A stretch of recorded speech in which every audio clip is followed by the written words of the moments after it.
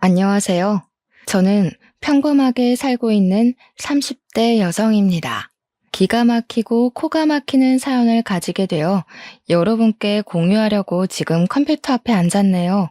저는 이 사건으로 인해 오랫동안 고통받고 있고 그 고통으로 인해 아직도 심리치료와 정신과 약을 먹고 있습니다. 잊으려고 해도 쉽게 아픔이 지워지지 않네요. 세월이 지나면서 잊힐까 지금은 살던 곳을 떠나 지방으로 이사를 내려와 있습니다. 자연을 보고 있으면 그나마 숨을 트이는 것 같은데 가끔 그를 닮은 남자의 뒷모습을 보게 되는 날이면 숨을 쉴 수가 없을 만큼 공황 상태에 빠지곤 합니다. 저를 이렇게 만든 사람을 잊으면 좋겠지만 어쩌면 나에게는 유일한 피부치였을 사람을 잃고 가장 사랑하고 믿고 싶었던 사람에게 배신을 당하니 마음의 병이 쉽게 잊히지 않는 것 같아요. 조금은 긴 이야기가 될지 모르겠지만 제 사연을 공개하려면 저의 성장 배경을 소개해야 할 것 같아 간단하게 어릴 때부터 이야기하겠습니다. 저는 갓난아기 때 일반 가정에 입양된 입양아였습니다. 제가 8살 때까지는 키워주시는 부모님이 당연히 친부모님이신 줄 알고 컸고요. 물론 그만큼 사랑 또한 듬뿍 받으며 컸습니다. 저를 부모님은 물론 할머니 또한 정말 많이 예뻐해 주셨는데 아직도 기억나는 것은 제가 괜한 투정을 부려도 할머니는 귀엽다고 엉덩이를 토닥여 주셨기에 제가 입양하라는 생각을 못하고 컸던 것 같아요. 그런데 제가 7살 때 첫째 동생이 태어나고 저의 모든 세상이 하루아침에 바뀌었어요. 엄마가 어린 남동생을 병원에서 안고 와서 그 모습이 너무 예쁘고 귀엽던지 저는 바로 달려가서 포대기에 쌓여있는 동생의 볼을 살짝 쓰다듬었습니다. 그런데 옆에 있던 할머니가 제 손목을 휘어잡으며 떨어지라고 소리를 치시더라고요. 어린 동생은 큰 소리에 놀라서 울고 엄마 아빠는 할머니에게 애한테 왜 그러냐고 타박을 하셨죠. 저는 그때까지 아기가 너무 작고 약해서 내가 실수할까봐 그러나 보다 하고 아기 근처에 안 갔던 기억이 있어요. 동생을 안고 싶을 때마다 아빠한테 안겨 아기 만져보고 싶다고 투정을 부리면 아빠 손에 이끌려 겨우 동생의 손을 잡을 수가 있었어요. 그런데 1년 후 이번에는 엄마 아빠에게 또 딸이 생겼습니다. 연년생으로 아들과 딸이 한꺼번에 생긴 거였어요. 이제 동생이 저에게 둘이나 갑자기 생긴 상황이 놀랍기도 하고 당황스러웠죠. 또 만질 수 없는 애가 또 생겼으니까요. 엄마 아빠도 애 셋을 봐야 하니 부담스러우셨을까요? 그때까지 제 편을 들어주었던 엄마 아빠의 눈빛이 달라지셨어요. 저는 8살이었으니 당연했지만 너는 스스로 네 일을 해야지, 동생을 네가 봐야지 하는 요구가 늘어났습니다. 그래도 저는 드디어 동생들을 만질 수 있다는 생각에 더 신이 나서 알겠다고 잘 볼 수 있다 하면서 동생들과 놀아주었어요. 평생 혼자 살다가 남동생, 여동생이 생기니 너무 좋기도 했고 동생들이 너무 귀여웠거든요. 기저귀도 갈아보고 이유식도 먹여보고 같이 목욕도 하고 그때까지는 제 친동생이라서 제가 돌본다고 생각을 했습니다. 그렇게 그날도 동생들과 신이 나게 놀고 있는데 할머니가 집으로 오셨습니다. 현관문을 열고 들어오시며 저를 보면서 인상을 찌푸리시더라고요. 그리고 바로 안방으로 들어가셨습니다. 그런데 부모님과 할머니의 말이 방문 밖으로 새어나오더군요. 아니, 왜 쟤는 아직도 여기에 두는 거냐? 첫째 낳으면 바로 다시 보낸다고 하지 않았어? 이제 둘째까지 있는데 언제까지 거두고 살 거야? 당장 내보내. 애 셋을 어떻게 보려고 하냐? 너희 형편에 애 셋을 어떻게 키워? 어머니, 그래도 이제껏 친자식처럼 키웠는데 어떻게 친자식 생겼다고 바로 파양을 합니까? 그래도 애들 잘 돌보고 말도 잘 들어요, 이제. 그 말은 그만하세요. 아니, 너는 그렇게 물로 터져서 안 된다는 거야, 응? 처음부터 내가 쟤의 입양을 허락한 건 남의 자식 키우면 하늘이 간복해서 부부에게 애를 준다는 그거 하나 때문에 허락한 거다. 그런데 이제 친자식 둘이나 생겼는데 언제까지 저 애를 돌볼 거야? 제 역할이 끝났으면 다시 제자리로 돌아가는 게 당연하지. 당장 돌려보내. 어머니, 제가 연년생을 한꺼번에 낳다 보니 애 둘을 한꺼번에 돌보기가 너무 힘들어요. 유라는 애들 돌보라고 시키면 되니까 그냥 두세요. 그럼 제 키우는 밥값은 하는 거 아니겠어요? 지금도 학교 다녀오면 애들 씻기고 밥 먹이고 하는 건 유라가 다 해요. 그냥 어린 부모 하나 둔다고 생각하세요. 저는 그 말을 듣고 제가 입양하라는 사실과 이 집에 아직도 남아있는 건 동생들을 돌보는 보모가 필요했기 때문이라는 것을 알게 되었습니다. 그리고 제 역할을 제대로 하지 못하면 이 집에서 쫓겨나야 한다는 사실도 알게 되었죠. 어떻게든 다시 이 집의 가족이 되려면 저는 착실히 제 역할에 충실을 해야 했습니다. 물론 엄마 아빠는 저를 보내기 싫어서 할머니를 달래려고 그런 말을 하실 수도 있었지만 어린 저는 그런 생각을 하지 못했죠. 저는 이곳에서 살기 위해 학교를 다녀오면 바로 애들을 돌봐야 했어요. 어차피 부모님이 맞벌이하니 동생을 돌보는 것은 당연했지만 제가 입양하라는 것을 몰랐을 때와 아이들의 돌보는 느낌은 천지 차이가 되어버렸죠. 그 전까지는 가족으로서 의무였다면 이제는 저에게 생존의 문제가 되어 있었으니까요. 동생이 열이라도 나는 날이면 저는 손발이 덜덜 떨려왔어요. 제가 잘못해서 동생이 아픈 건 아닌지, 아이를 잘 못 본다고 저를 쫓아내지는 않는지 온갖 걱정이 저를 휘감았죠. 그렇게 세월이 가고 제가 중학교 3학년 때 아빠가 갑작스러운 사고가 나시고 말았어요. 아빠가 일하시다 높은 곳에서 떨어지셨는데 엔지니어로 일을 하셨던 아빠는 회사를 더 이상 다닐 수가 없으셨어요. 어깨뼈가 심하게 다치시며 손을 높이 드실 수가 없게 되었거든요. 엄마 혼자 저희 식구들 모두 먹여 살려야 할 상황이 되자 가장 먼저 눈에 가시덩어리인 제가 눈에 밟히셨나 봐요. 할머니가 온 식구를 불러 모으셨어요. 사실 저는 할머니가 무슨 말을 꺼내실지 대충 감이 왔어요. 저를 보실 때마다 언제부터인지 할머니는 저를 감정 쓰레기통으로 사용하고 계셨거든요. 너희 이제 어떻게 할 거니?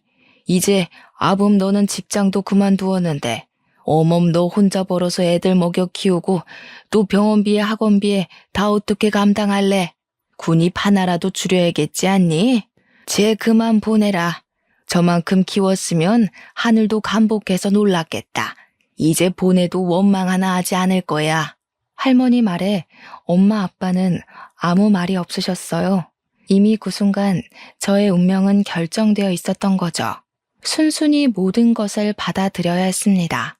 이제껏 이곳에 있었던 것도 다행이라 생각해야 했죠. 그렇게 아무 말도 안 하고 제 짐을 챙겨 들었습니다. 짐이라고 해봤자 책가방, 자잘한 학용품, 옷 몇 가지와 교복뿐이었습니다. 그 모습을 본 동생들은 두 눈이 휘둥그레지더라고요. 이제껏 친누나 친언니인 줄 알았던 제가 피를 나눈 사이가 아닌 사이라는 것을 알았으니까요. 집을 나가려는데 양쪽에 한 놈씩 붙어서 저를 붙들었습니다. 안 돼, 누나. 가지 마. 누나, 나 두고 가지 마. 누나 없으면 밥은 누가 줘? 응? 이제 누가 공부 알려줘. 나도 데려가. 같이 갈래. 언니, 가지 마. 할머니 미워. 왜 언니 쫓아내는 거야? 할머니가 나가. 언니 말고 할머니가 우리 집에서 나가. 언니랑 있을 거야. 언제나 집에서 동생들을 챙기는 것은 온전히 저의 몫이었기에 어쩌면 동생들에게는 저는 엄마 같은 존재였을지도 모른다고 생각이 들더군요. 꼭 물가에 내놓은 아이들을 보는 것 같았어요.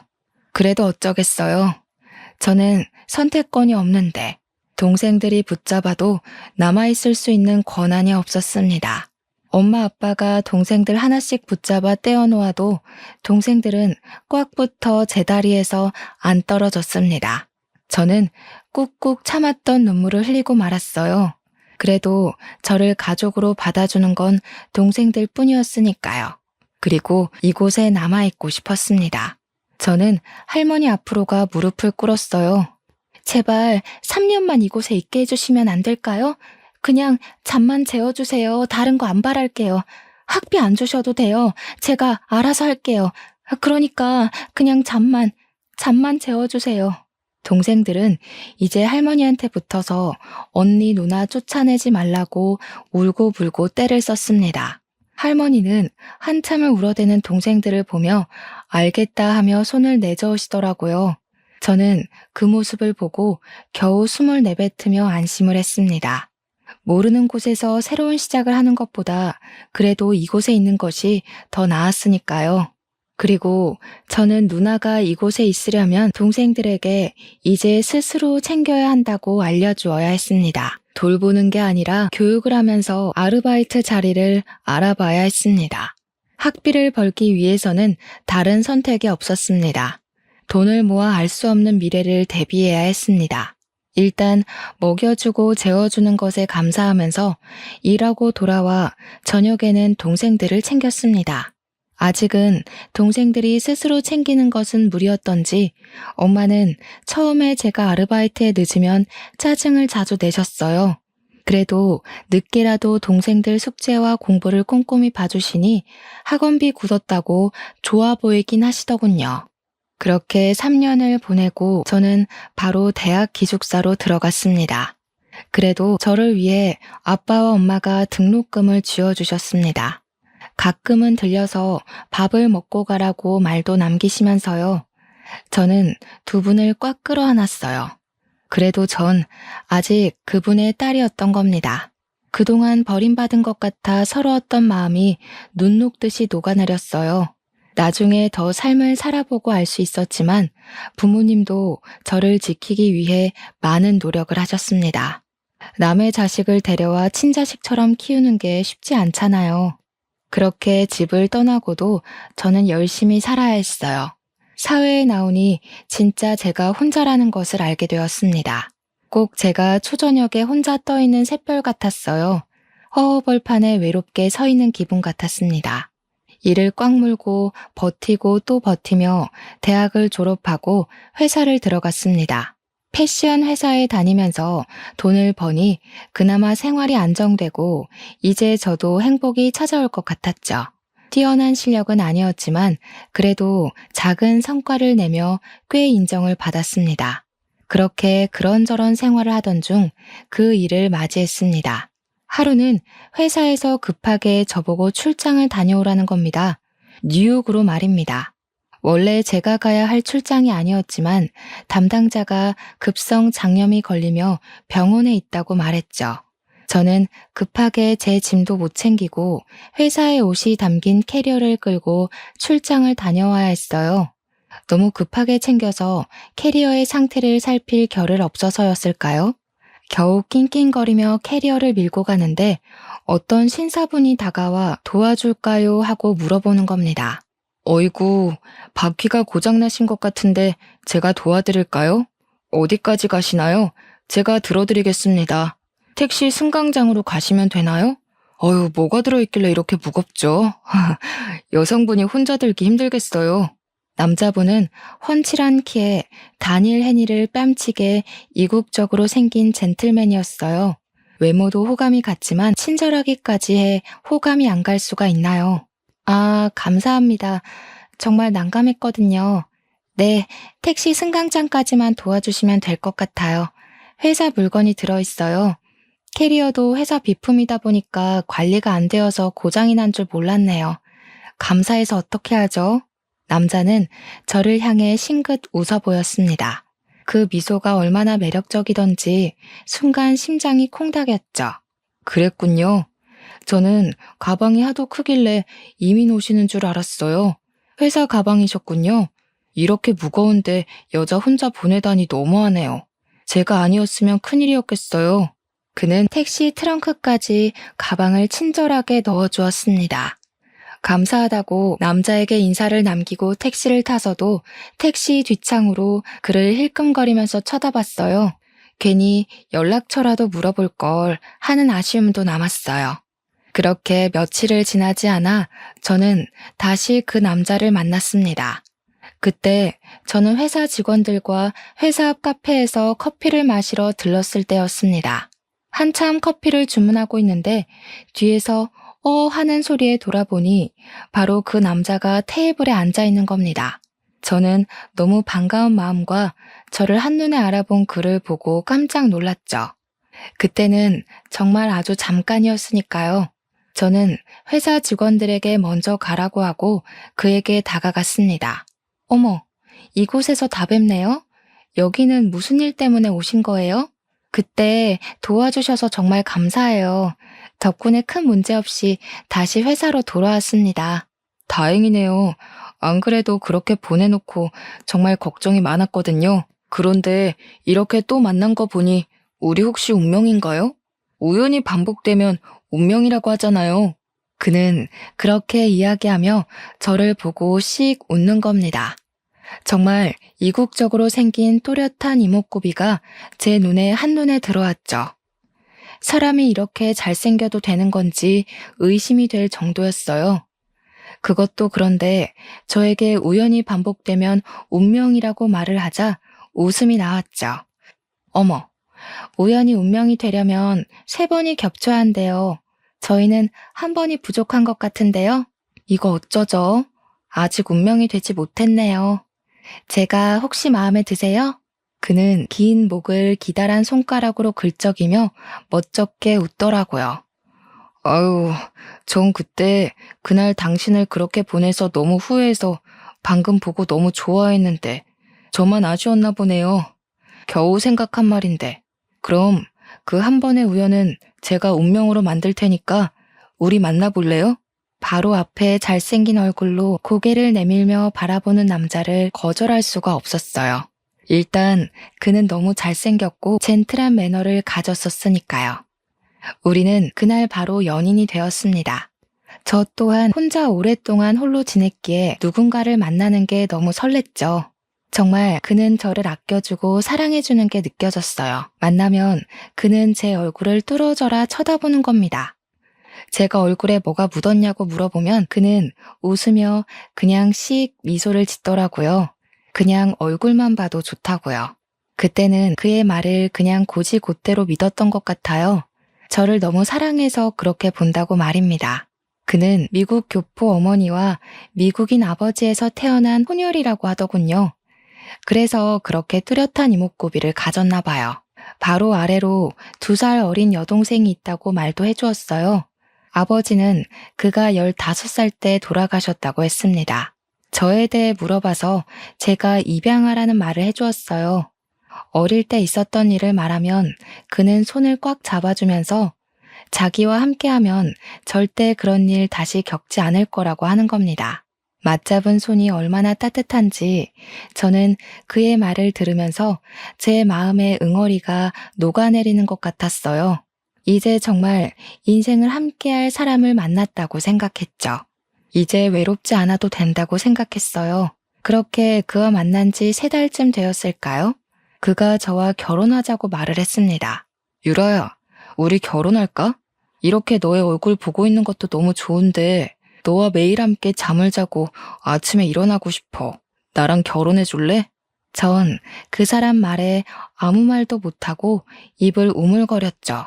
그 사람을 사랑했지만 만난 지 3달도 안 되어 결혼을 하는 건 너무 이르다고 생각했죠. 그렇게 급한 문제가 아니라고 생각했습니다. 물론 그와 가족이 된다는 건 너무 설렜죠. 항상 진짜 가족을 가지고 싶었으니까요. 하지만 결혼하자는 그의 말에 괜히 고민이 되더군요. 우리 만난 지 3달밖에 안 됐는데 너무 이른 거 아닐까? 물론 나도 당신을 사랑하고 같이 있고 싶지만 그래도 결혼은 신중해야 하지 않을까? 시간을 두고 조금 더 생각해보자. 내가 너를 빨리 아내로 맞이하고 싶어서 그래. 자주 만나서 이렇게 얼굴 보는 건 좋은데 매일 만나는 것도 아니고. 나는 매일 너랑 얼굴 마주하고 싶은데 우리 결혼하자. 응? 내가 잘해줄게. 지금보다 더 많이 사랑해줄게. 가족을 갖는 것에 확신이 서지 않아서였을까요? 저는 결국 그때는 그에게 결혼하겠다고 확답을 하지 못했습니다. 아무리 생각해도 만난 지 3달 만에 결혼하는 것은 이른 것 같았어요.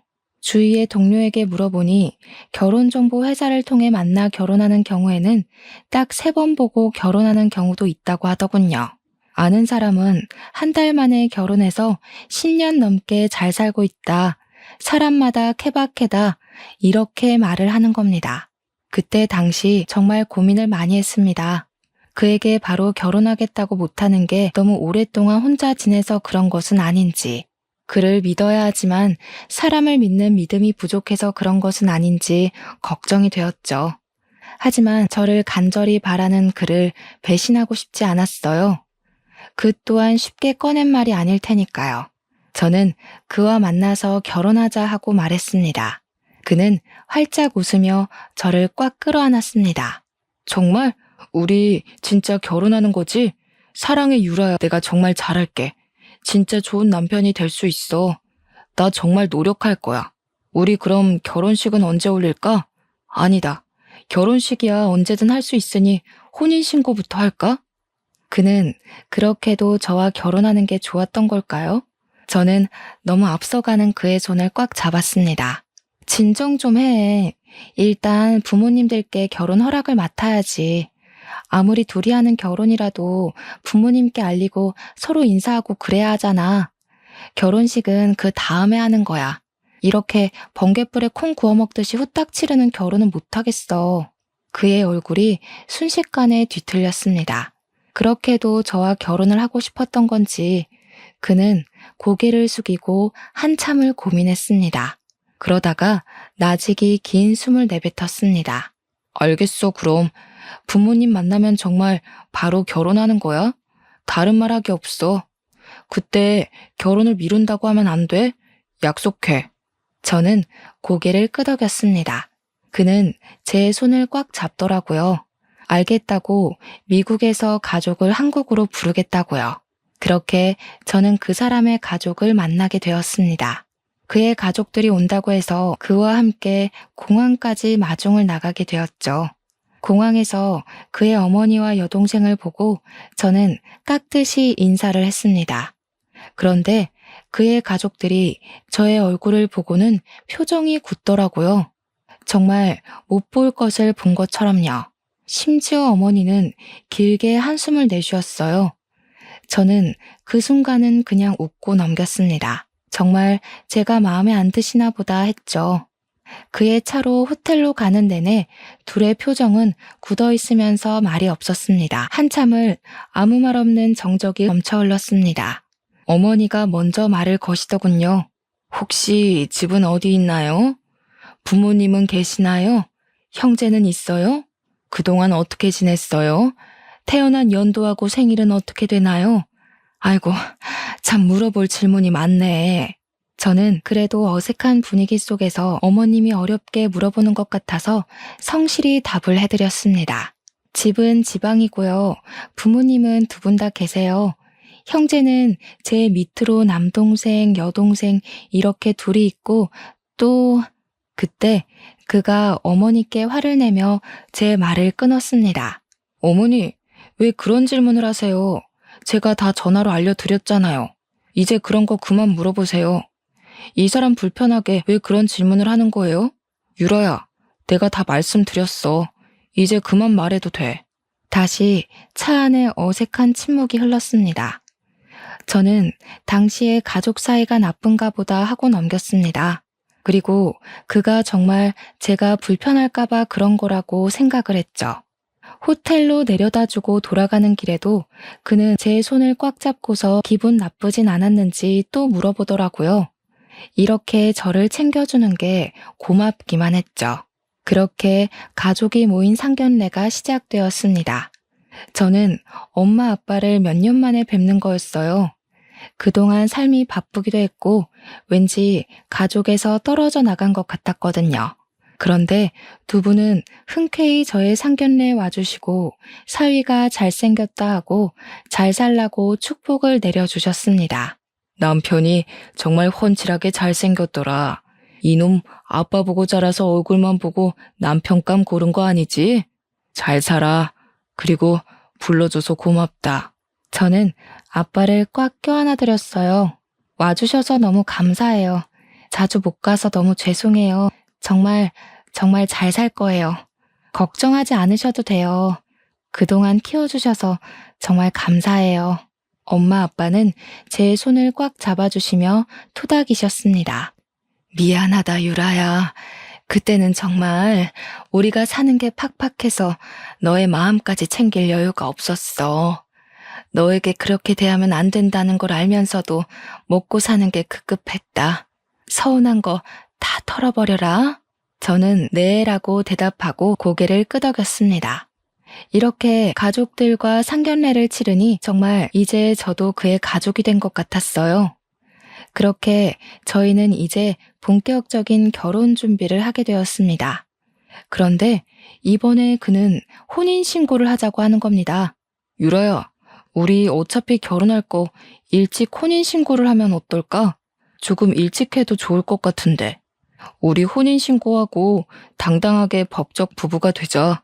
물론 결혼 후 혼인신고를 하게 되겠지만 결혼식장도 잡지도 않았는데 너무 이른 선택 같았어요.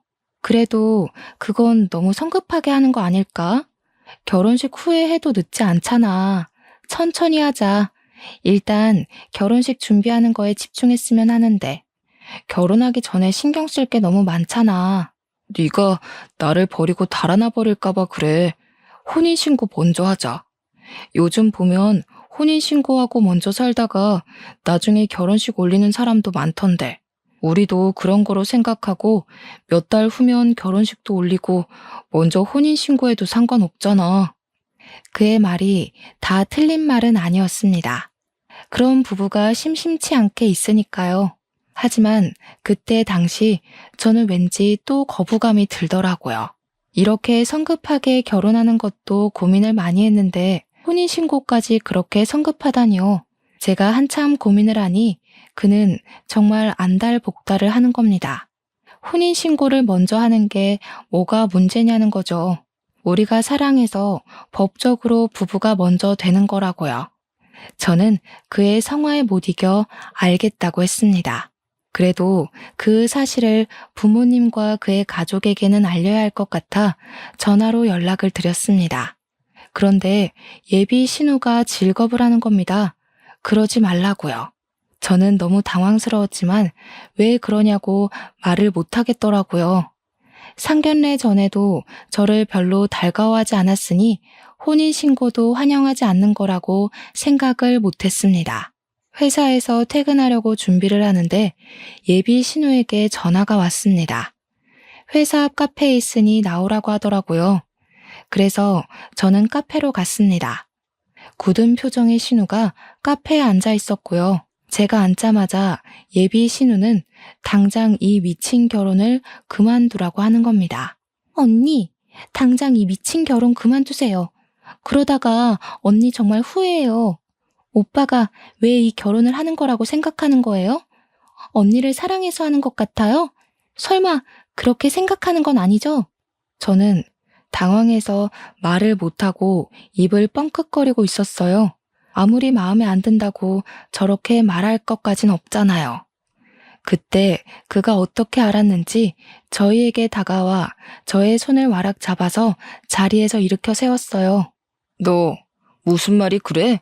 유라에게 왜 결혼을 그만두라고 하는 거야? 내가 유라를 사랑하지 그럼 안 그렇다는 말이야? 이런 말 할 거면 너 당장 미국으로 돌아가.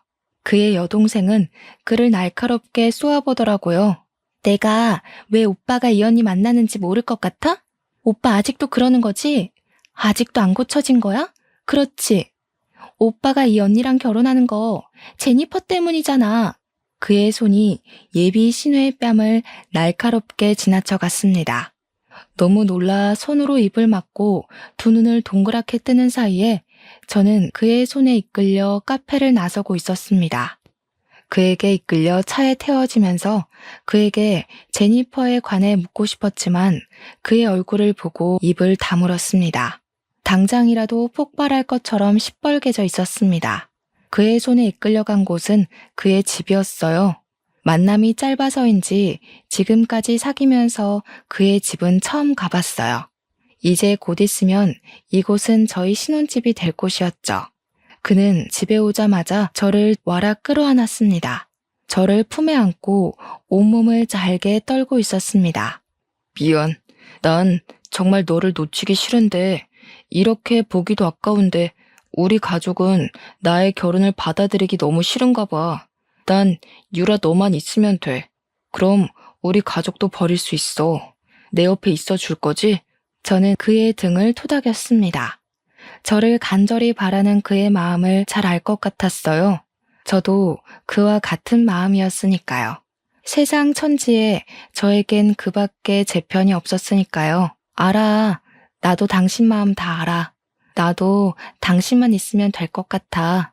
그러니까 가족을 버린다고 하지 마. 혼자는 너무 외로워. 내가 직접 겪어봤잖아. 내일 당장 혼인신고하러 가자. 우리가 법적으로라도 이어져야 우리 가족이 더 이상 우리를 갈라놓지 못하지. 오늘은 이곳에서 자고 내일 아침에 바로 가서 혼인신고하자. 알겠어. 내일 당장 하자. 당신이 원하면 나도 좋아. 그러니까 이제 동생한테 손찌검하지 마. 나 아까 너무 무서웠어. 그는 저를 꽉 끌어안고 알겠다고 하더군요. 내일이면 그와 정말 부부가 된다고 생각하니 마음이 뭉클해지더군요. 그동안의 걱정이 참 무색해졌습니다. 그렇게 그의 집에 하루를 보내게 되고 이제 우리의 신혼집이 될 집을 구경하게 되었어요. 그렇게 안방의 옷장 문을 열었는데 하얀 웨딩드레스가 들어있었죠. 저는 정말 깜짝 놀랐어요. 순간 소름이 돋아올랐던 것 같아요. 옷장에 있는 웨딩드레스라 참 기묘하게 다가오잖아요. 누가 옷장에 웨딩드레스가 있을 거라고 생각이나 했겠어요. 저는 드레스를 들고 가서 그의 앞에 내밀었어요. 이거 뭐야? 언제 이걸 준비한 거야? 혹시 내 거야? 이걸 왜 옷장에 넣어둔 거야? 혹시나 나를 위해 준비한 것인지 물어보고 싶었어요.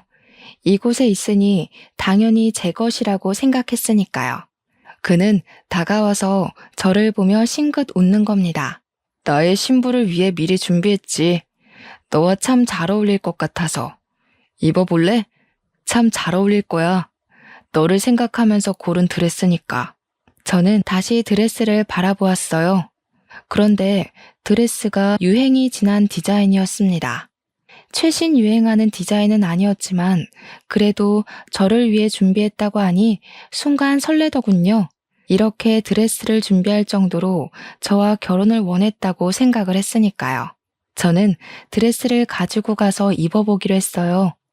안방으로 들어가서 드레스를 입고 살짝 치마를 들었는데 치맛단 끝 속치마에 갈색 얼룩이 보이는 겁니다. 치마를 들여 안쪽을 보니 핏자국이 더 선명하게 보였어요. 오래되어 갈색으로 변색된 핏자국에 저는 온몸에 소름이 쫙 끼쳐서 서둘러 방문을 걸어 잠가 버렸습니다. 그가 문을 잠그는 소리를 들었는지 문고리를 쥐고 흔들면서 말했습니다. 제니퍼, 무슨 일이야? 무슨 일 있어? 문 좀 열어봐. 제니퍼, 왜 문을 잠근 거야? 문 열어. 왜 문을 잠근 거냐고. 그의 목소리가 선명하게 제 귓속으로 파고 들어왔습니다. 제니퍼라니. 그의 입에서 나오는 이름은 분명 제니퍼라는 이름이었어요. 저는 온몸에 닭살이 올라오자 문 옆에 서랍장을 밀어 문 앞에 가져다 놓았죠.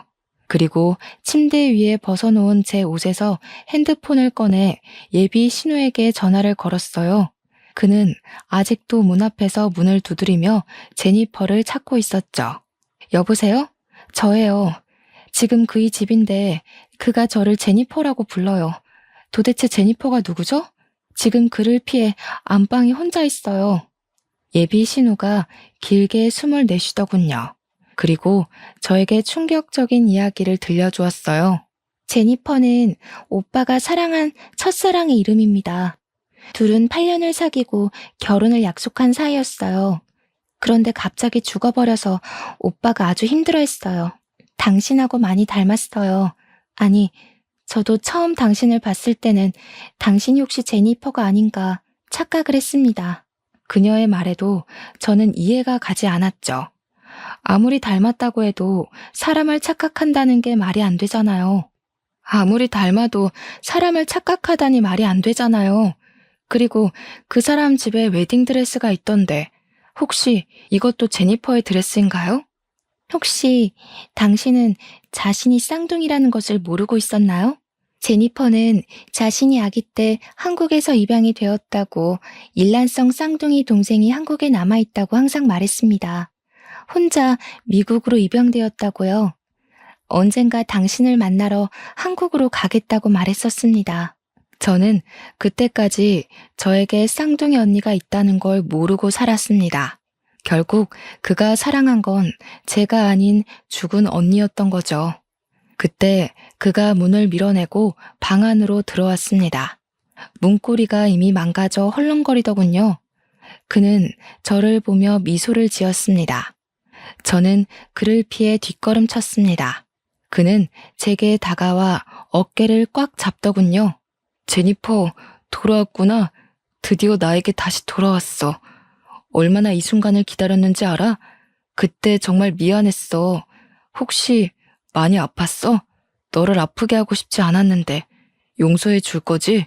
이미 그의 눈에는 저는 없었어요. 그의 앞에서 있는 것은 제니퍼인 저의 언니였습니다. 저를 껴안는 그를 밀쳤습니다. 나는 제니퍼가 아니야. 제대로 봐. 난 김유라라고. 당신이 말하는 제니퍼는 이미 죽었어. 이제껏 나를 사랑한 게 아니라 언니를 사랑해서 나를 좋아한 거야? 어떻게 이럴 수가 있어? 순간 그의 얼굴이 뒤틀렸습니다. 그러더니 제 발밑에 무릎을 꿇으며 손을 싹싹 비는 겁니다. 아니야, 미안해 유라야. 내가 잠깐 정신이 나갔나 봐. 내가 사랑하는 건 네가 맞아. 착각하지 않았어, 정말이야. 내가 너를 얼마나 원하는데. 저는 그 순간 그에게 벗어나야겠다고 생각하고 밖으로 뛰쳐나갔습니다. 그는 뒤에서 저를 확 잡으면서 놓지를 않더라고요. 그리고 그대로 포개져 바닥으로 꼬꾸라져 쓰러졌습니다. 그는 저를 위에서 짓누르며 얼굴을 바짝 들이밀었습니다. 나에게서 도망 못 가. 왜 나를 벗어나려고 하는 거야? 내가 너를 얼마나 사랑하는데. 너도 제니퍼도 왜 날 도망가려고 하는 거야? 내가 얼마나 사랑해줬는데. 미쳤어. 너는 미쳤어. 이게 사랑이야? 이건 사랑이 아니야. 집착이지. 언니를 도대체 어떻게 한 거야? 이 드레스는 도대체 뭐냐고. 그는 저의 어깨를 강하게 짓누르며 저의 귀에 작게 속삭였습니다. 나랑 결혼하기 싫다고 해서 영원한 나의 신부로 만들었지. 이제 네 차례야. 유라야, 나를 벗어날 생각하지 마. 저는 두 눈을 날카롭게 뜬 그를 보며 온몸을 벌벌 떨어야 했습니다. 그의 손은 꿀 틀어쥐고 있었습니다. 이제 나는 죽겠구나 하고 마지막 숨이 목구멍까지 차오를 때 현관문이 열리며 그의 어머니와 여동생이 경찰들과 들이닥쳤습니다. 경찰들은 제 위에 있는 그 사람을 끌어냈습니다. 결국 그는 현행범으로 바로 경찰서로 끌려갔습니다. 저는 그곳에서 그의 여동생에게 그 전에 언니에게 있었던 일을 모두 들을 수가 있었습니다. 언니와 그는 고등학교에서 만난 사이였다고 합니다. 고등학교 때까지 8년간 사귀었던 두 사람은 각자 다른 대학을 다녔던 몇 년을 제외하고 거의 곁에 붙어 있었다고 합니다. 문제는 대학 졸업 후 그와 다시 만난 후부터 있었다고 합니다. 언니는 사교성이 뛰어나 주위에 사람이 넘쳐났다고 합니다. 그는 그것을 항상 못마땅하게 생각했나 봐요. 언니에게 사람들 가려서 만나라 잔소리를 하면 언니는 그것을 자신을 통제한다고 생각한 거죠.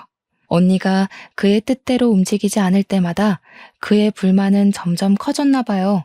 둘 사이가 어긋날 때마다 그의 집착은 점점 커지고 이제 병적으로 언니를 간섭하고 통제를 하기 시작했답니다. 참다 못한 언니는 그에게 결국 이별을 고했습니다. 언니와 이별을 받아들이지 못한 그는 결국 하지 말아야 했을 선택을 했습니다. 언니에게 수면제를 먹여 납치하고 드레스까지 곱게 입히고 둘만의 결혼식을 준비했다네요. 동생은 이미 그때부터 정신적으로 문제가 있지 않았을까 생각한다고 말을 하더군요. 잠에서 깨어난 언니는 자신의 모습에 소름 끼쳐하며 그와 크게 싸웠나 봐요. 그리고 집 밖으로 달아나는 언니를 차로 쫓아간 그는 언니를 차로 치워버렸습니다. 언니는 쇼크로 그 자리에서 기절하게 되었고 그는 놀라서 언니를 차에 태워 병원으로 이동했지만 갈비뼈가 부러져 폐를 깊게 찌르는 바람에 언니는 결국 사망에 이르렀다고 합니다. 언니의 장례를 치르고 그는 사랑하는 사람을 죽였다는 죄책감과 집착 대상이 사라지며 심한 정신착란을 일으켰다는군요. 언니를 차로 치었지만 사고 후 살리려고 병원까지 이송까지 한 점을 생각해서 교도소가 아닌 정신병동에서 5년을 살고 출소를 했다고 하네요. 그리고 그는 치료 후 평범하게 일상으로 돌아와 한국으로 출장차 왔다가 우연히 저를 발견했다고 합니다. 언니랑 똑같이 생긴 저를 보고 제니퍼가 살아왔다고 전화를 했더랍니다. 가족들은 아니라고 그 사람은 제니퍼의 쌍둥이 동생이 아니냐 하고 걱정을 했는데 다행히 그때 그는 정신줄을 꽉 붙들었나 봐요. 그래서 걱정을 한시름 덜고 있었다고 합니다. 정신적인 문제가 치료가 다 되었다고 생각을 한 거죠. 나중에 경찰 조사에서 그는 처음부터 캐리어를 이용해 저에게 접근했다고 했답니다. 한 달 정도 먼저 저를 지켜보면서 접근할 기회를 엿봤다고 했다더군요. 그 후에도 그는 저를 감시하고 통제 안에 넣으려고 했다고 합니다. 언니에게 보인 집착을 저에게도 보인 거죠. 결국 그가 처음부터 사랑한 건 제가 아닌 죽은 언니였던 겁니다. 저의 모습에서 언니를 보고 좋아하고 사랑했던 거겠죠. 저는 다시 그를 찾아가서 말을 해봐야 하는 건지 고민을 했습니다. 가서 말을 한다고 무슨 의미가 있는지 고민을 했지만 완벽한 이별을 고하기 위해 저는 그가 있는 구치소를 찾았습니다. 그는 구치소의 교도소복을 입고 제 앞에 앉았습니다. 보기 좋네. 구치소 밥이 잘 나오나 봐. 사실 찾아올까 오지 말까 고민을 참 많이 했어. 우리가 더 이상 할 말이 남아있을까 하고 말이야. 하지만 묻고 싶더라고. 정말 나를 사랑하지 않았어? 한 번도 나를 사랑한 적 없어? 나한테서 언니를 보고 그동안 좋아한 거야? 처음에는 그랬던 것도 같아.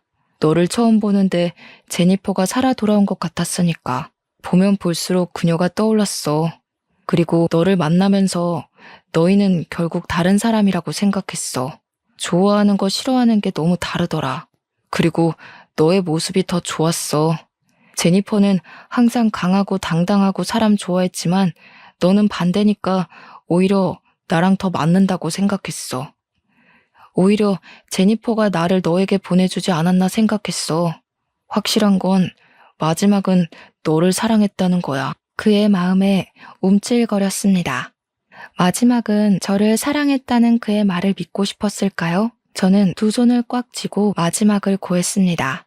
그랬구나. 그래도 사랑했다니 나도 그 사랑에 답을 해줘야겠네. 우리는 여기서 이제 헤어지는 거야. 시작했으니 끝도 있어야지. 다시는 우리 마주치지 말자. 다시는 서로를 만나도 모르는 사람인 거야. 우연히 만나도 우리는 운명이 아닌 거야. 고개를 숙이고 울먹이는 그를 두고 자리에서 일어났습니다. 나중에 들은 말은 다시 정신착란 현상을 일으켜 정신감호소로 이송되었다더군요. 저 또한 공황장애가 찾아와 정신과 치료와 약을 먹게 되었죠. 그리고 언젠가 한 번도 본 적이 없는 저를 닮았다는 언니가 묻혀있는 미국으로 가서 그녀를 만나고 싶네요. 어쩌면 언니가 저를 그에게서 구해주려고 그 웨딩드레스에 핏자국을 남겼나 싶기도 해요. 세상에는 기가 막히는 우연이 많다지만 어쩌면 사람에 의해 만들어지는 운명도 있나 봐요. 그것이 가져올 운명이 좋은 것인지 나쁜 것인지 결국은 끝까지 가봐야 알겠지만요. 간절함이 집착에 가까워져 올 때는 항상 주의를 기울여야 할 것 같아요. 과한 건 모자란 것만 못하다고 하잖아요. 여러분도 자신이 사랑하는 사람이 어떤 사랑을 바라는지 한 번쯤은 눈여겨보셨으면 좋겠네요. 긴 사연 읽어주셔서 감사합니다.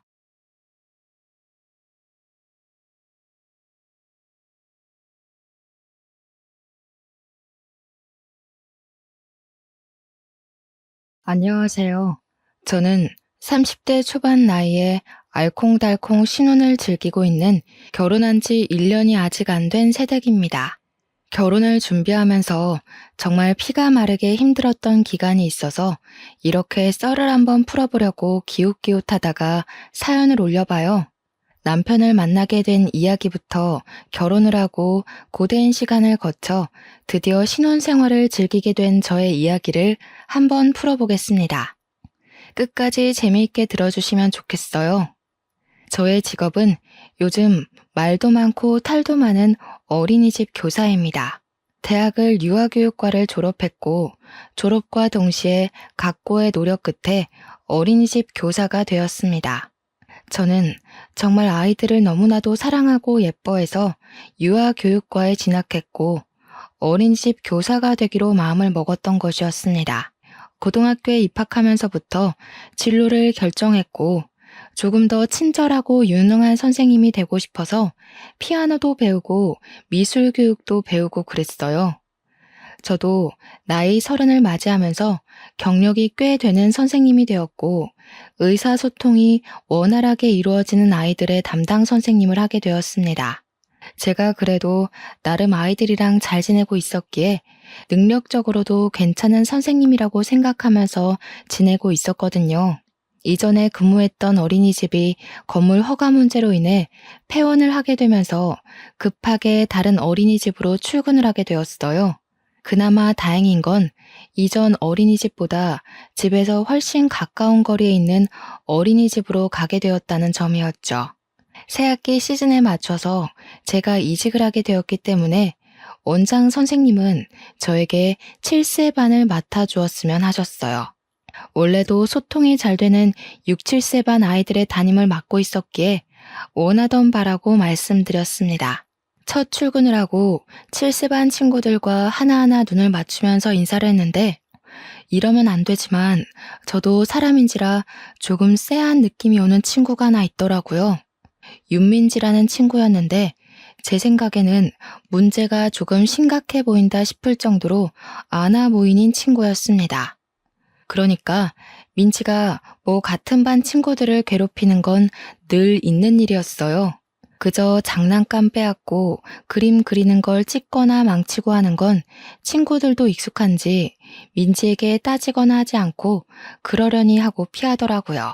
오죽했으면 고작 7살짜리 아이들이 그럴까 싶어서 쭉 지켜봤는데 민지는 정말 상상 이상으로 대단한 친구였습니다. 친구들에게 매일같이 상처를 냈거든요. 핥히고 꼬집는 건 기본이고 깨물어서 몸에 입자국으로 멍을 내는 일도 잦았습니다. 아이의 턱 힘이 얼마나 세던지 제가 물어뜯는 민지를 말리는데 물어뜯는 행위를 멈추지를 않더군요. 민지 때문에 다친 친구들의 부모님께 다친 사실을 알려드리고 민지의 부모님께도 전화해서 민지가 오늘은 이런 행동을 했다 이렇게 설명을 드려야 하거든요. 이런 걸 숨기면 어린이집에서 아이를 괴롭히는 줄 알고 민원이 들어올 수도 있고 여러모로 복잡해지니까요. 제가 아무리 민지한테 이런 행동을 해서는 안 된다고 설명을 해줘봐야 부모가 한번 혼내는 게 더 잘 먹히기도 하고요. 그런데 민지네 어머님께 전화를 드려서 민지가 이런 행동을 하고 있고 친구들이 많이 불편해한다고 이야기를 했더니 저한테 불쑥 그러시더라고요. 근데요? 그래서 어쩌라고요? 알아서 하세요. 선생이 왜 있는 건데요? 저는 너무나도 당황스러웠죠. 여태 만났던 어머님들은 제가 전화하면 죄송하다고 약국에서 약을 사다가 전달해 주시고 직접 다친 아이에게 사과도 하셨거든요. 어머니들끼리 서로 얼굴 붉힐 일 없게 서로서로 배려하고 존중해 가며 아이들을 더욱 잘 보살펴 주십사 요청하셨는데 너무 아나무인인 거예요. 어머니께서 그런 식으로 행동을 하시니까 민지도 친구들에게 굳이 배려를 해야 할 이유를 찾지 못하는 것 같았습니다. 저는 이런 상황을 처음 겪어봤던 터라 어찌 설명을 드리고 어머님께 민지를 교육해 주십사 이야기를 해야 할지 막막했어요. 그 정도로 끝났으면 다행인데 학기 초에 보통 학부모 상담을 하거든요. 이 아이의 성향이 어떤지, 어린이집에서 어떤 교육을 원하는지, 제일 신경 쓰는 부분이 무엇인지, 혹은 음식 알레르기가 있는지, 이런 부분을 정확하게 알아야지만 제가 더 집중적으로 아이들을 살펴볼 수 있으니까요. 특히 알레르기 같은 부분은 아이가 크게 아플 수 있는 부분이기 때문에 저희가 훨씬 더 신경을 쓰는 편이에요. 그래서 서면으로 알레르기 있는 음식을 적어달라고 학부모님께 보내고 있고요.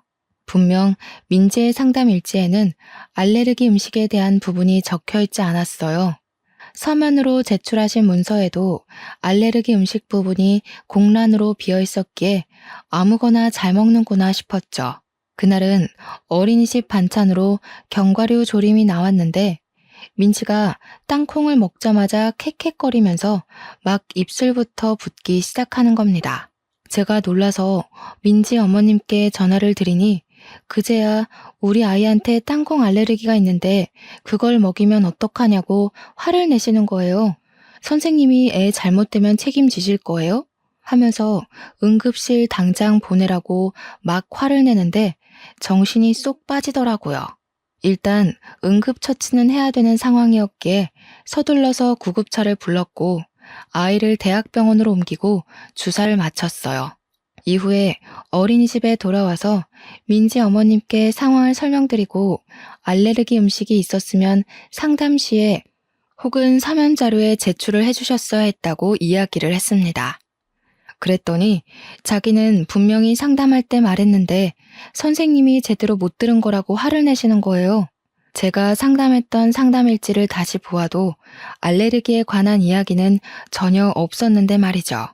거기다가 민지는 매일같이 지각을 일삼는 친구였어요. 물론 어린이집 등원이라는 게 나름 유동적이고 친구들에게 맞춰서 이뤄지기는 하지만 수업 시간이라는 게 정해져 있잖아요. 보통은 8시 30분에서 9시 30분까지 등원을 하고 간식을 간단하게 먹고 그 이후부터는 만들기도 하고 놀이도 하고 한글이나 숫자 공부도 해요. 그런데 민지는 정말 자기 마음대로 등원을 하는 거예요. 이게 한 달에 등원 일수를 채우지 않으면 원비가 학부모 부담으로 돌아가거든요. 그러다 보니 꼬박꼬박 나오기는 하는데 어떤 날은 11시에 나오고 어떤 날은 9시에 나오고 이러니까 애도 적응이 잘 안 되는 거죠.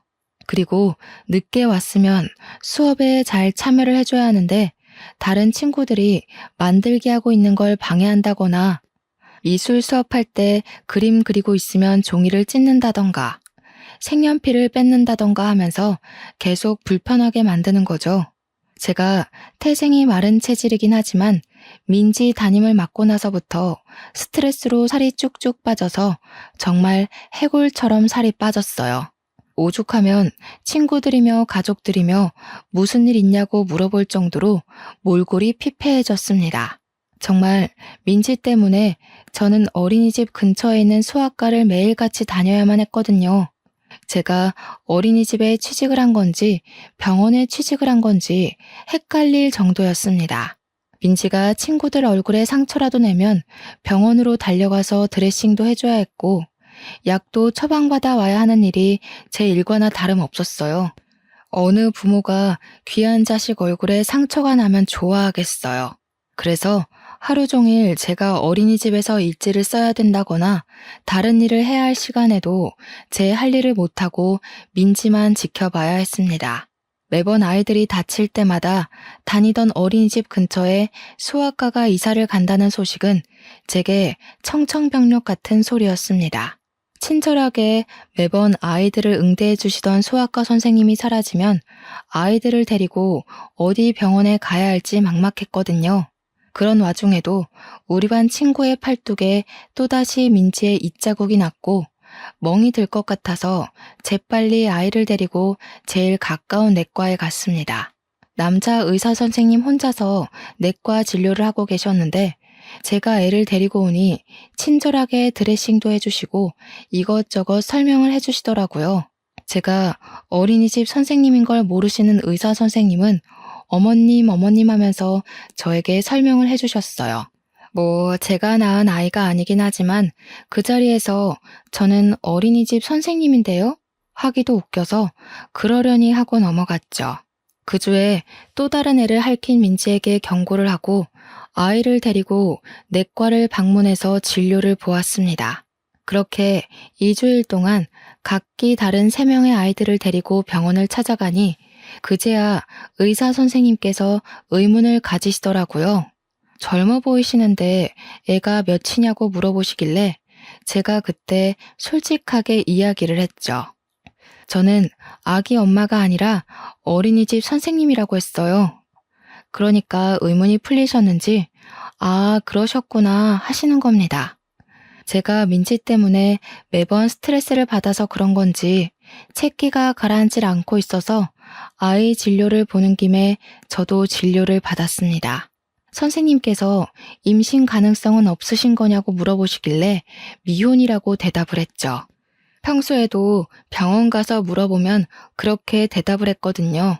그러니 의사 선생님께서 또 환하게 웃으시면서 아, 그러세요? 하면서 처방을 해주셨어요. 생각보다 푼수 같은 모습이 있으시다고 생각하고 아이랑 저랑 진료를 받고 처방도 받고 나왔습니다. 그 뒤로 당연한 수순으로 저는 내과 단골이 될 수밖에 없었죠. 새학기 시작한 지 얼마 되지도 않았는데 병원을 얼마나 다닌 건지. 진짜 민지 때문에 너무나도 속이 상했습니다. 일주일에 한 번은 꼭 병원에 가야만 했고 저는 다른 학부모님들에게도 시달리게 되었어요. 그도 그럴 게 고작 5월밖에 안 됐는데 우리 반 친구들이 적어도 3-4번씩은 병원에 다녀왔으니까요. 제 속이 얼마나 말이 아니겠습니까? 밥만 먹으면 체하고 민지 얼굴만 봐도 속이 답답한 게 진짜 딱 죽겠더라고요. 내과에 들러서 체했을 때 먹는 약을 매번 처방받는 것도 나중에는 부끄러울 지경이었습니다. 제가 의사 선생님 붙잡고 선생님은 절대로 폐업하시면 안 된다고 사정을 했다니까요. 그래도 7살이니까 이번 학기만 지나면 초등학교에 가게 될 거니까 라고 생각하면서 꾸역꾸역 버텼습니다. 하지만 아직 여름방학조차 멀게만 느껴지는 시기였어요. 아이들의 옷차림이 반팔로 바뀌었는데 방학은 왜 이다지도 멀리 있는 걸까요? 학부모님들은 저에게 매번 불만이 섞인 전화를 하셨고 저는 전화에 대고 죄송하다고 말을 할 수밖에 없었습니다. 어린이집에서 민지를 퇴소시켜달라고 계속 요청을 하시는데 어린이집은 국가에서 관리하는 기관이다 보니 저희가 함부로 퇴소를 시킬 수가 없었어요. 결국 제가 민지네 어머님께 어린이집에 와달라 부탁을 드렸죠. 상담을 좀 해야 할 것 같다고요. 아버님도 같이 오셔서 듣는 게 좋겠다고 했더니 어머님께서 저한테 노발대발하시면서 화를 내시는 겁니다. 아니, 내가 이혼해서 한부모 가정이거든요? 나 혼자서 우리 민지를 키우고 있다고. 그런데 어떻게 아빠를 오라고 부를 수가 있어?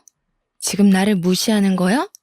선생, 내가 오늘 오후에 갈 테니까 딱 기다리고 있어. 다시 한번 말씀드리지만 상담일지 그 어디에도 민지가 한부모 가정이라고 적혀있는 곳은 없었습니다.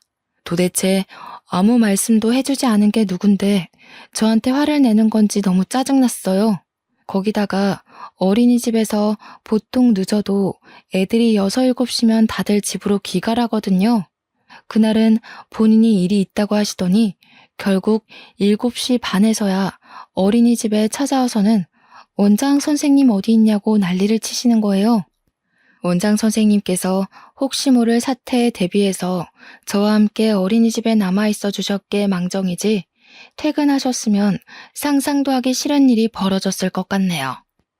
그러면서 와서 제가 민지 어머님을 무시하면서 이렇게 이야기를 했다고 말도 안 되는 소리를 원장 선생님께 하더라고요. 어린이집 망하게 만들겠다면서 자기가 누군지 알고 이렇게 하대를 하는 거냐고 막 난리를 치는데 우리 원장 선생님께서도 화가 나셨는지 결국 민지를 우리 어린이집에서 퇴소를 시키고 싶다고 말씀을 하셨습니다. 그랬더니 민지 어머님께서 생각하셨던 방향이랑 일이 다르게 흘러간다고 느끼셨나 봐요. 갑자기 또 나긋나긋한 목소리로 바뀌시면서 정에 읍소를 하시더라고요. 혼자 벌어서 애를 키우는데 여기서 당장 나가게 되면 애는 누가 봐주냐고 애 혼자 집에 있어야 한다고요. 죽어도 이 어린이집에서 퇴소할 수 없다고 막 눈물을 흘리시는데 원장 선생님이랑 저랑 무슨 드라마 한 편 보는 줄 알았다니까요. 그러더니 은근슬쩍 담임 선생님의 자질이 부족해서 애가 더 엇나가는 거 아니냐고 하더라고요. 우리 민지가 집에서는 그렇게 사나운 모습을 보이지 않는데 어린이집만 오면 자꾸 그런다고 하니까 제 탓이 아닌가 싶다고요. 원장 선생님도 결국 경고만 주는 걸로 일을 마무리하셨습니다. 위에도 말씀드렸듯이 어린이집 퇴소라는 게 저희가 함부로 할 수 있는 일이 아니거든요. 보통은 퇴소 이야기를 꺼내면 부끄러워서라도 스스로 퇴소하겠다고 이야기를 하시는데 민지 어머님은 그런 것도 없으신가 봅니다. 뭐 어떻게 할 방법이 없으니까 원장 선생님도 저보고 민지를 더 집중적으로 보라고 하는데 반의 아이들이 몇 명인데 민지만 보고 있을 순 없잖아요. 최대한 사고를 칠 수 없게 집중 마크를 해야겠다고 생각한 것이 무색하게 민지는 또 장난감을 던졌고 우리 반 아이 머리에 혹이 생겼어요. 살면서 제가 이렇게 죄송하다는 말을 많이 해본 적도 없는 것 같네요. 나중에는 다른 학부모님들께서 어린이집 번호로 전화가 걸려오면 한숨을 쉬시면서 민지가 또 무슨 짓을 했나요? 하고 물어보셨어요. 도대체 민지를 어떻게 교육을 시켜야 할지 막막했죠. 여름이 다가오니 모기가 기승을 부리는 시기가 왔어요. 저는 손꼽아 방학만 기다리고 있었는데 민지네 어머님께서 어린이집으로 전화를 하신 겁니다. 무슨 일이냐고 여쭈어보니 민지가 글쎄 모기가 물려서 왔다면서 어린이집에 모기가 있는 게 말이 되냐고 어떻게 책임질 거냐요. 아니, 모기는 밖에서 물렸을 수도 있잖아요. 제가 진짜 이 꼴을 다 봐가면서 참고 애를 돌봐야 한다는 게 너무나도 스트레스였습니다. 그렇게 제가 손꼽아 기다리던 여름방학이 왔고 2주일 동안 아무 생각 없이 푹 쉬었습니다. 어린이집 출근을 안 하니까 정말 너무 행복하고 평화롭더라고요. 친구들 만나서 술도 먹고 동남아 여행도 다녀오고 진짜 너무너무 행복했는데 2주일은 순식간에 지나가더라고요. 어린이집 방학이 끝나자마자 민지를 보자마자 체한 느낌이 확 왔고 결국 아이들 낮잠 시간에 저는 내과로 향했습니다. 제가 아이도 없이 혼자 가서 위장약 처방을 해달라고 하자 의사 선생님께서 저를 빤히 보셨어요. 그러더니 요 며칠 안 보여서 아이가 잠잠한 건지 아니면 저한테 무슨 일이 생긴 건지 궁금하셨다고 하시더라고요. 일을 그만둔 건 아닐까 걱정했다고 하시는 거예요, 의사 선생님이. 저는 조금 당황스러웠죠. 제가 일을 그만두는 게 왜 의사 선생님의 걱정거리가 되는 건지. 그러더니 저한테 갑자기 그러시는 겁니다. 저한테 자꾸 마음이 쓰인대요. 퇴근은 언제 하는지 궁금하다면서 혹시 퇴근하고 자기랑 데이트할 생각은 없냐는 거예요. 멀끔하게 생겨서 의사식이나 됐는데 저한테 데이트 신청까지 하니까 제가 당연히 혹하지 않겠어요? 어른들 말씀에도 사자 직업 가진 사람이 최고라고들 하시잖아요. 갑자기 저한테도 봄날이 찾아오는 건가 그런 생각이 막 들고 의사 남친 누가 거절하겠습니까? 당연히 좋지. 그날 바로 퇴근 후에 데이트를 했어요. 저를 집까지 데려다 주시는데 차도 외제차를 끌고 다니시더라고요. 주말에도 별일 없으면 토요일 오전 진료 끝나고 같이 영화를 보자고 하시길래 저도 좋다고 대답했습니다. 그렇게 2번, 3번 만남이 이루어졌고 저한테 위장약을 끊는 게 좋을 것 같다고 근본적인 스트레스를 푸는 게 답이라고 했어요. 그래서 그게 쉽지 않은 일이라는 걸 설명했죠. 우리 반 친구 중에 문제를 자주 일으키는 친구가 있다고요. 그랬더니 그 말썽을 피우는 친구들 분리시키는 게 좋지 않겠네요. 말처럼 쉬운 건 아니지만 친구들이 활동할 때 민지가 집중을 못하는 부분도 있으니까 공간을 슬쩍 분리해보는 게 어떨까 싶었습니다. 그래서 그 뒤로 며칠 동안 반 아이들이 활동을 할 때 민지는 놀이방에서 놀게 한다던가 민지가 교구 활동을 할 때 친구들은 야외 활동을 하는 식으로 분리를 해봤어요. 민지를 제가 전담하고 보조 선생님이 아이들과 활동을 하니 서로 싸울 일도 없고 너무나도 원이 평화로운 겁니다. 원장 선생님도 진즉 이렇게 분리해서 활동을 시킬 걸 그랬다면서 저한테 아주 좋은 아이디어를 냈다고 칭찬을 해주셨어요. 저는 제 남자친구 덕이라고 생각했죠. 그런데 모두가 적절한 조치라고 생각했는데 딱 한 사람은 그렇게 생각하지 않았던 거죠. 바로 민진의 어머님이요. 어린이집에 전화를 해서는 막 화를 내시더라고요. 내가 우리 애 이야기를 들어보니까 우리 애만 친구들이랑 어울리지 못하게 다른 공간에서 놀이를 한다고 하더라고요. 지금 우리 애 일부러 왕따를 시키는 겁니까? 퇴소하라고 했는데 퇴소 안 했다고 이런 식으로 치사하게 굴어요? 내가 당신네들 전부 교육청에 고발할 거야. 교육청에 고발을 하긴 뭘 하신다고 그러세요, 어머님. 민지도 활동을 하려면 어쩔 수 없는 방법이었습니다. 덕분에 친구들이 다치지도 않고 민지도 만족하면서 수업을 하고 있어요. 이런 식으로 나오시면 저희도 퇴소 처리밖에 방법이 없습니다. 지금 저한테 퇴소 운운하시면서 협박하시는 거예요? 저도 마음 같아서는 당장이라도 그만두고 싶죠. 한부모 가정이라고 무시당하는 것도 서러운데 어린이집까지 그만두면 우리 민지는 누가 돌보나요? 제가 일 그만두고 저랑 민지랑 손가락 빨면서 집에만 있어야 하나요? 이제 2학기가 시작되었으니 다른 어린이집에도 빈자리가 꽤 많을 거예요. 시간을 드릴 테니 그때까지 다른 어린이집을 알아보세요. 그러고 났더니 알겠다고 하고 전화를 끊으셨대요. 저는 드디어 민지를 안 봐도 되는 건가 싶어서 진심으로 기뻤습니다. 그런데 문제가 이상한 데서 터진 거죠. 진짜로 민지네 어머님께서 교육청에 민원을 넣은 거예요. 제가 민지를 왕따시키고 은근히 괴롭히고 구박을 했다고요. 민지한테 알레르기가 있는 음식을 일부러 먹이기까지 했다고, 모기 물리라고 일부러 야외에 내놓은 것 같다고 신고를 넣었더라고요.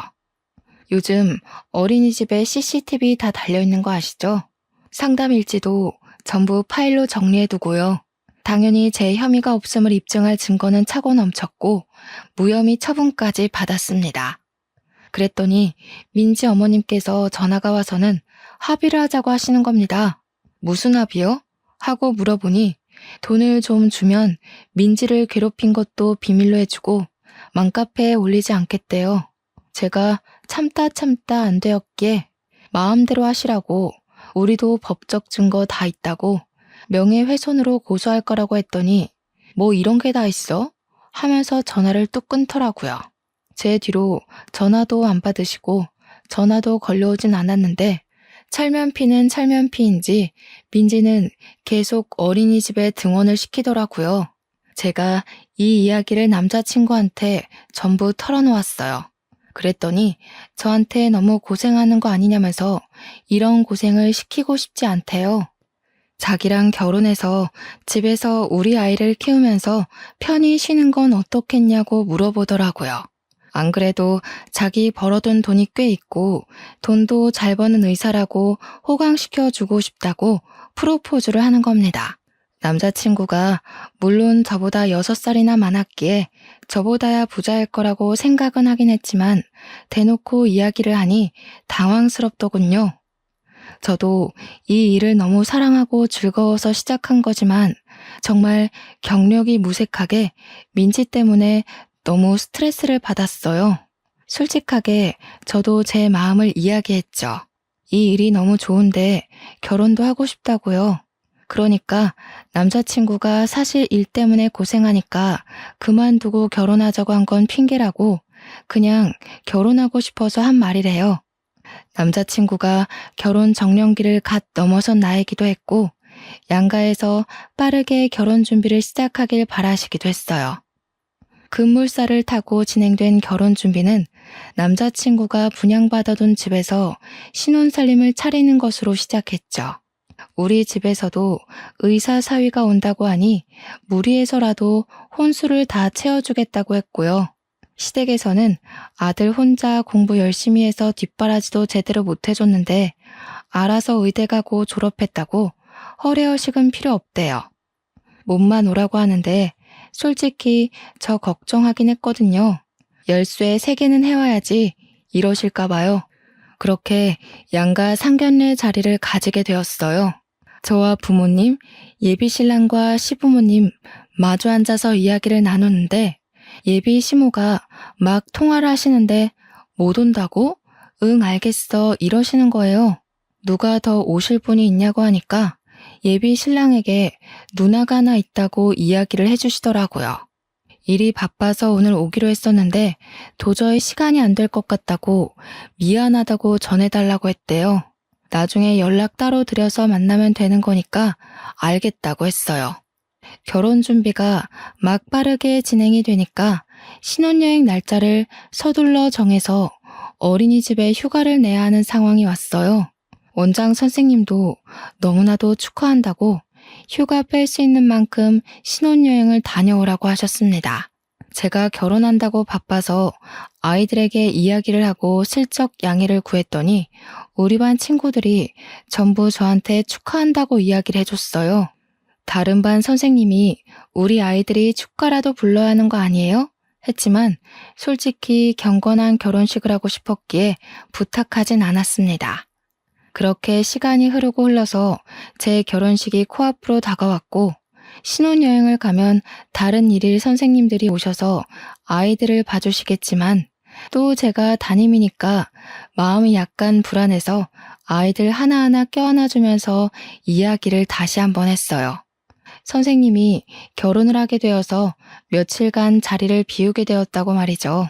아이들도 저를 꼭 끌어안아주면서 결혼 축하드려요, 선생님 축하해요 하는데 너무너무 예쁘더라고요.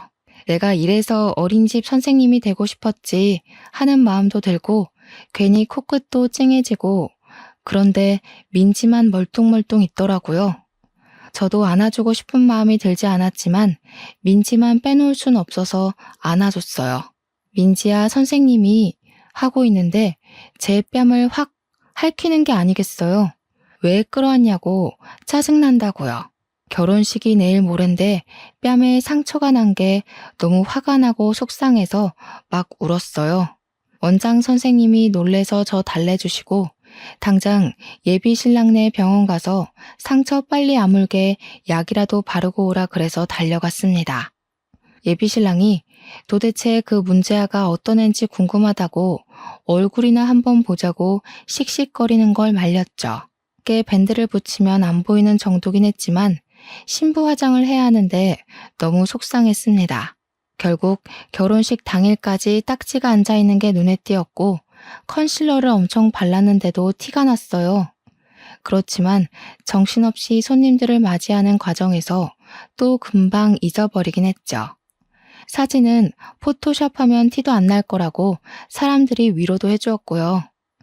그런데 신부 대기실에 앉아있는데 시모가 신우를 소개해주겠다면서 웬 여자랑 같이 들어오신 거예요. 안녕하세요 하고 인사를 했는데 신우 될 사람이 글쎄 아는 사람인 거죠. 바로 민지와 민지의 어머님이었습니다. 제가 너무 놀라서 입을 떡 벌리고 있으니 민지 어머님께서 뭐야, 선생이 우리 동생이랑 결혼할 여자야? 하면서 콧방귀를 끼는 겁니다. 시모는 어떻게 아는 사이냐고 어린이집 선생님이라더니 민지네 선생님이야? 아이고 신기해라 하면서 우시는데 저는 웃음이 진짜 하나도 안 나는 겁니다. 신부님 입장 준비하셔야 돼요 하는 소리에 민지 어머님, 아니, 그니까 신우가 나중에 보자 하면서 나가는데 진짜 공포가 따로 없었어요. 제가 결혼식은 너무 정신이 없어서 아무 소리 못하고 있다가 신혼여행에 가서야 남편을 붙잡고 이야기를 했습니다.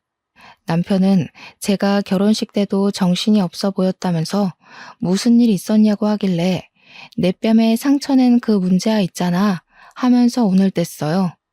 그 문제아가 사실은 당신 조카 민지더라 하니 제 남편이 기겁을 하는 거예요. 당신 뺨에 상처를 낸 게 내 조카가 한 짓이라고?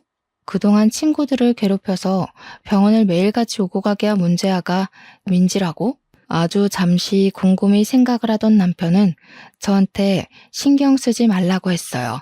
본인이 알아서 다 정리해주겠다면서 걱정하지 말라고 신우라고 신우이 집 못하게 해주겠다고 든든하게 이야기를 해주었습니다.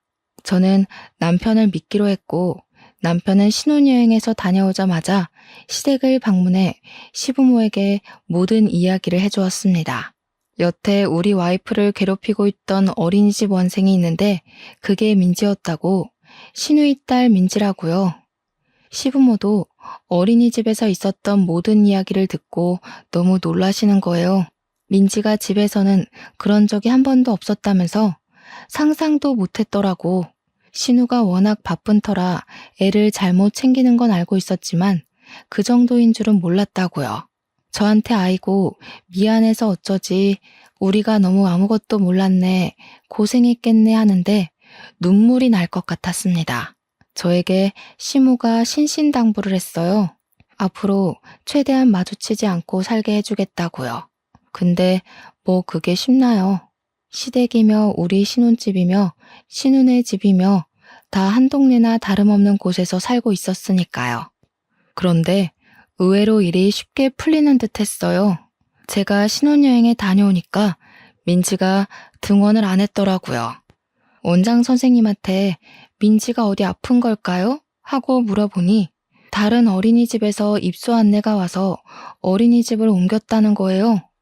아무래도 올케가 어린이집 선생님이니까 그것도 늘 부딪혔던 담임이라 피한 게 아닌가 싶었죠. 며칠 뒤 저녁에 남편이 시댁에서 밥이나 먹자고 하길래 생각 없이 따라 나섰는데 시댁에 신우랑 시조카가 있더라고요. 신우가 저를 위아래로 한번 훑더니 고깝다는 듯이 말을 했어요. 내가 올케 때문에 어린이집 그만두게 된 거 알지? 그게 무슨 소리야? 벌써 가족보다 마누라 챙기기부터 하는 거야? 내가 올케 때문에 그만둔 거 맞지? 우리 민지를 두고 얼마나 난리를 쳤는지 알아? 아무튼 내가 올케 때문에 어린이집 그만둔 거니까 의사 남편 내조하는 셈 치고 일 그만두고 우리 민지 좀 돌봐줬으면 좋겠는데 나는 일을 해야 하니까 아침에 8시에 민지 데리고 가서 저녁 6시까지 민지랑 놀아주고 공부도 시켜주고 밥 먹여서 집에 보내줘. 다들 한 동네 사는 거 뻔히 아는데 어려운 일 아니잖아 하면서 뻔뻔하게 이야기를 하는 겁니다.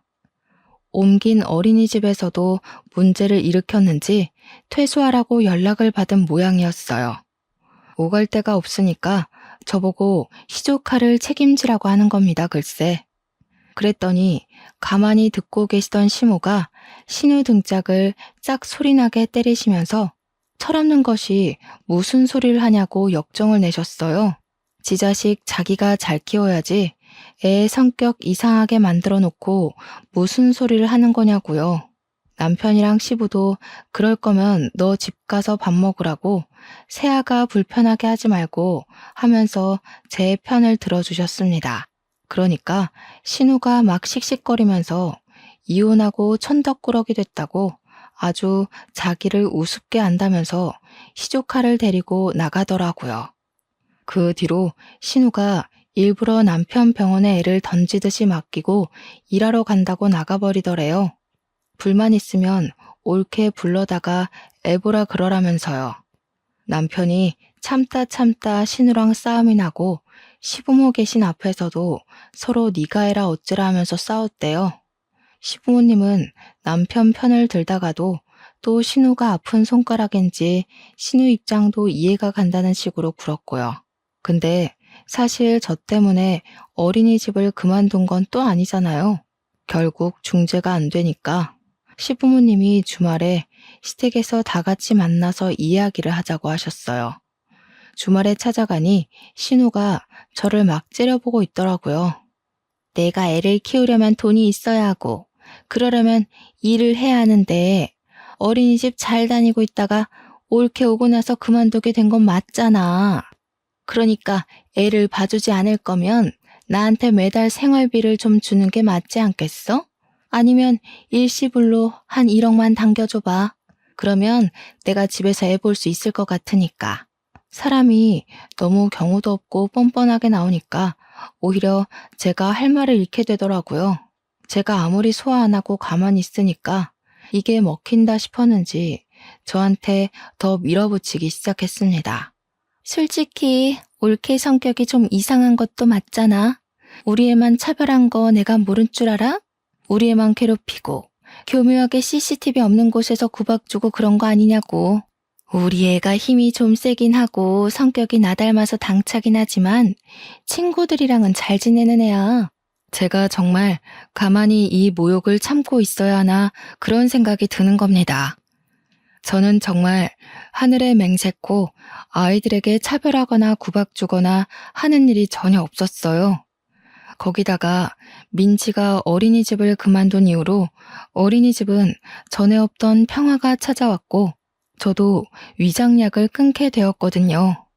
이 사달의 원인이 민지라는 걸 누가 봐도 알 수 있는데 왜 저한테 책임 전가를 하고 제 탓을 하는지 진짜 미치겠더라고요. 이 상태로 가다가는 민지를 떠안는 건 물론이고 제 명예 못 죽겠다 하는 생각이 들었죠. 그래서 저도 참지 않고 질러버렸습니다. 저희 결혼한 지 3개월밖에 안 됐는데 신우 때문에 집안에 또 이혼남 하나 늘리고 싶으세요? 시조카는 정신적으로 문제가 있는 게 틀림없어요. 상담 치료를 다녀봐야 할 수준이라고요. 제가 이혼 이야기를 꺼내서 그런 건지 아니면 정말 시댁 식구들도 그렇게 느낀 건지는 모르겠지만 제 말이 심했음에도 불구하고 모두 제 편을 들어주셨어요. 남편은 누나 때문에 내가 이혼남 되면 좋겠냐고. 솔직히 그동안 병원 진료하면서 문제를 일으킨 애가 누군지 너무 궁금했는데 그게 민지라고 하길래 놀랬다고 하더군요. 놀란 수준이 아니라 쪽팔려서 얼굴을 들고 다닐 수 없을 만큼 부끄러웠다고요.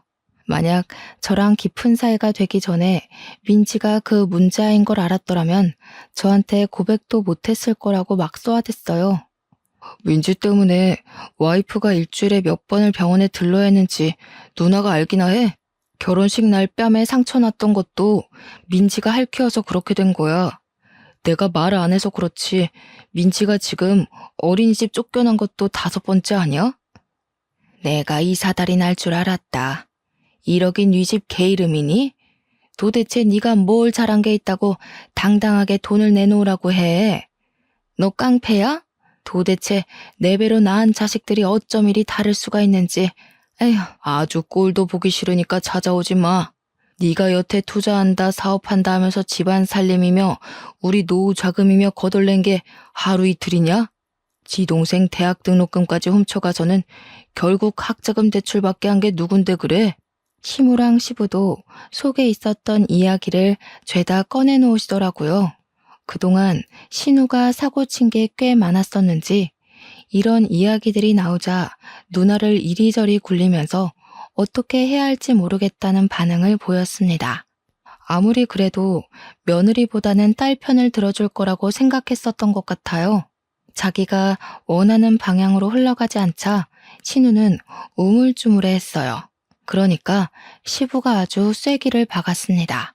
그냥 너 내 딸 아닌 셈 칠 테니까 명절이고 생일이고 무슨 행사 있을 때마다 너 안 와도 된다. 그냥 나가라. 보지 말고 지내자. 그러니까 그제야 신우가 이 사태의 심각성을 깨닫고는 갑자기 무릎을 꿇고 빌기 시작했습니다. 자기가 잠시 미쳤던 것 같다고 그냥 신우이 짓 한번 해보려고 기죽여 보고 싶어서 그랬던 거라고 이야기를 하는데 그 말도 어이가 없었어요. 저한테 막 아무렇지 않게 옳게 미안해. 내가 너무 심하게 굴었지? 응. 하는데 진짜 사이코패스를 보는 줄 알았습니다. 신우 말로는 초장의 길을 잡아야 평생이 편하다는 친구들의 말을 듣고 한 거라는데 그것조차 거짓말인 게 눈에 뻔히 보였습니다. 임기응변을 하려고 없는 말을 지어내니까 말들이 서로 맞지 않고 막 꼬이더라고요. 신우이가 식구들의 반응이 싸늘하자 시조카한테 막 소리를 지르면서 너도 빨리 숙모한테 잘못했다고 빌라고 시키는 겁니다. 그러니 시조카가 눈을 말똥말똥하게 뜨고 신우한테 이야기를 하더라고요. 엄마, 갑자기 왜 그래? 내가 어린이집에서 잘 익으면 좋아했잖아. 돈 벌어온다고. 시부랑 시모가 이게 다 무슨 소리냐고 신우한테 캐묻는데 갑자기 머릿속에 신우가 저한테 했던 짓이 생각이 나는 거예요. 합의금 운운했던 그 사건이요.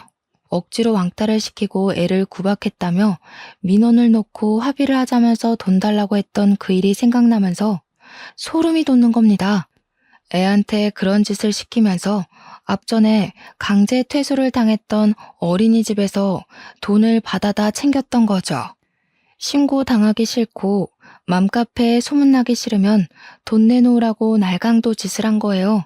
제가 그게 생각나서 설마 이게 다 계획적인 일이었냐고 이야기를 하니까 신우 얼굴은 사색이 되고 시부모님은 화가 머리끝까지 나시고 이거 원 사기꾼 아니야? 날강도야 니가? 내가 너 같은 걸 그동안 딸이랍시고 금이야 오기야 키웠다는 게 우라통이 터진다. 저는 마치 손도 안 대고 코를 푸는 느낌이 들긴 했습니다. 워낙 시부모도 남편도 신우한테 강력하게 뭐라고 하니까 제가 끼어들 틈이 없었어요.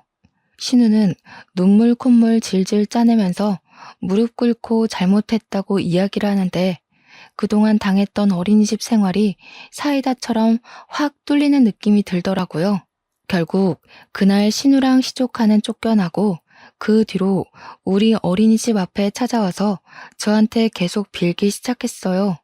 시부모가 저한테 제대로 사과하고 용서받고 와야 다시 얼굴 보고 지내겠다고 한 모양이더군요. 신우 얼굴을 아는 원장 선생님이랑 다른 반 선생님은 민지 어머님 왜 여기 와서 저러냐고 궁금해했는데 제가 차마 쪽팔려서 저희 신우예요 하고 말을 못하겠더라고요. 한 일주일을 넘게 저한테 빌면서 잘못했다고 용서해달라고 부모님까지 없으면 자기 진짜 못 산다고 하는데 저도 참 답답하더라고요. 결국 앞으로는 자식 교육 잘 시키고 이런 짓 안 하겠다고 각서까지 받은 다음에 완벽한 용서는 아니지만 지켜보겠다고 했어요. 제가 한 걸음 뒤로 물러서 주니 시댁에서도 은근히 고마워하시면서도 신우한테 기강 똑바로 잡고 살라고 하더라고요. 그 뒤로 한 6개월 정도 제가 꾸준히 지켜봤죠. 시조카가 저를 만만하게 보고 막대하려고 하면 신우가 엄하게 혼내고 제 눈치를 보더라고요. 물론 제 눈치보다야 시부모님 눈치가 더 보이긴 하겠지만요. 알고 보니까 신우가 사는 집이 시부모님이 전세 얻어준 집이었더라고요. 그래서 집 빼라고 할까봐 더 기가 팍 죽어서 눈치를 보는 거였어요. 시조카는 옆에서 어른들이 자꾸 하지 말라고 하면서 엄하게 혼을 내니까 예전보다는 훨씬 얌전해졌고요. 누구를 때리거나 물건을 던지거나 깨무는 일도 거의 사라졌습니다. 저는 일부러 제 눈치 보는 신우한테 대면대면하게 굴면서 선을 딱 지키는 중이고요. 결혼한 지 아직 1년이 채 안 된 시점이라 지금 확실하게 자리를 잡아놔야 평생 제 눈치 보면서 불편하게 살 거란 생각이 들더라고요.